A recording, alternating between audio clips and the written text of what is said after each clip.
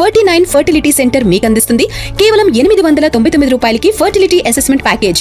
రైతులకు కేంద్రం రాష్ట్ర ప్రభుత్వం నుంచి big update. PM Kisan Annadata Sukhibhava నిధుల విడుదల ముహూర్తం దాదాపు ఫిక్స్ అయింది. ఈ రెండు పథకాల నిధులు రైతుల ఖాతాల్లో ఒకే సమయంలో జమ కానున్నాయి. 22వ విడత పీఎం కిసాన్ నిధులపైన కేంద్ర అధికారులు క్లారిటీ ఇచ్చారు. సంక్రాంతి సమయంలో రైతులకు ఈ నిధులు విడుదల చేస్తారని భావించారు. అయితే ఇప్పుడు రెండు పథకాల నిధులు జమ చేసేందుకు కొత్త తేదీ ఖరారు చేశారు. ఇటు ఏపీ ప్రభుత్వం ఈ మేరకు సమాయత్తం అవుతోంది.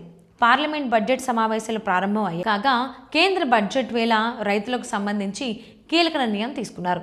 కేంద్రం ప్రతి ఏటా 3 విడతలుగా అందిస్తున్న పీఎం కిసాన్ 22వ విడత నిధుల విడుదలపైన ఒక నిర్ణయానికి వచ్చింది.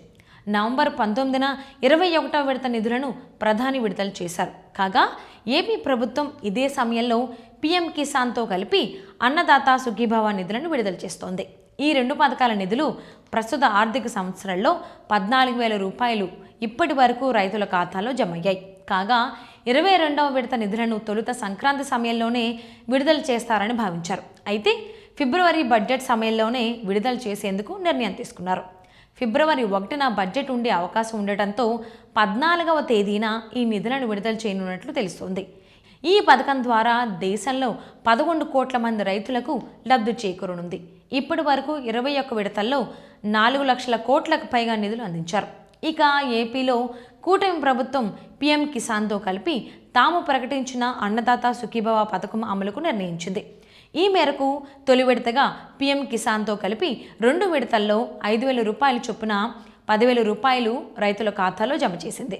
ఇక ఇప్పుడు 3వ విడత నిధులను పీఎం కిసాన్ 22వ విడతతో కలిపి జమ చేయనుంది. 3వ విడతగా ఏపీ ప్రభుత్వం అర్హత పొందిన రైతు ఖాతాల్లో 4,000 రూపాయలు జమ చేయాల్సి ఉంది.